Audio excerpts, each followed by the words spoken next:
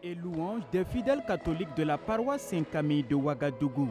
Ils commémorent ce jeudi la montée du Christ au ciel près du Père. Elle marque la dernière rencontre physique de Jésus avec ses disciples après sa résurrection.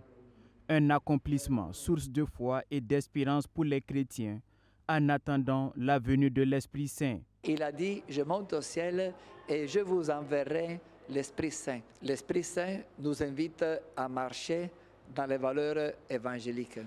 Et les valeurs évangéliques portent nécessairement à l'unité.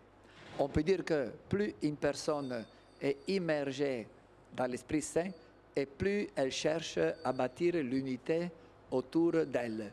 Cette unité est fondamentale. Elle n'est pas un but, mais elle est la condition pour pouvoir bien vivre sur cette terre.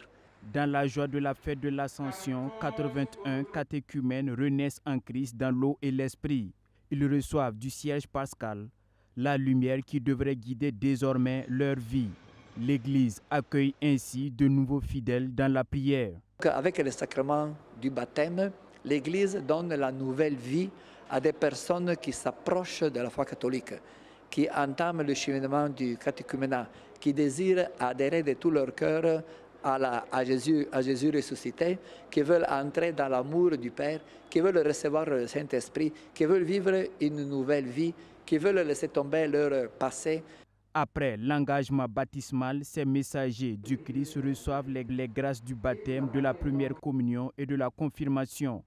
Leur mission désormais, annoncer l'Évangile et être des bâtisseurs d'une société d'amour.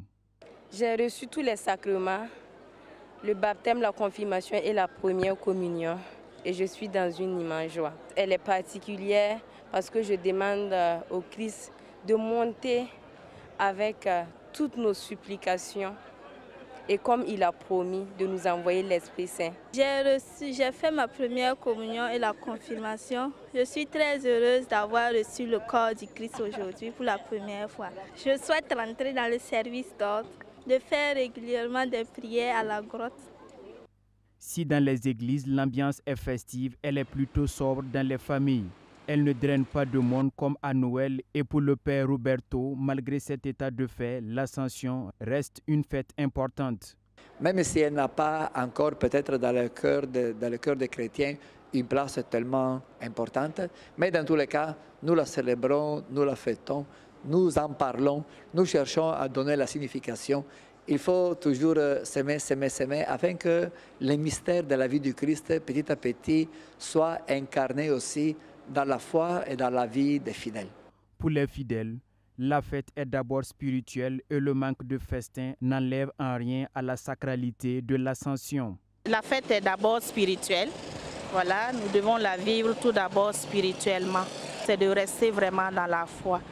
De permettre aux enfants, par exemple, qui reçoivent le baptême, de vivre cela de façon spirituelle. Connaître d'abord le sens de cet engagement et savoir ce que ça représente pour eux.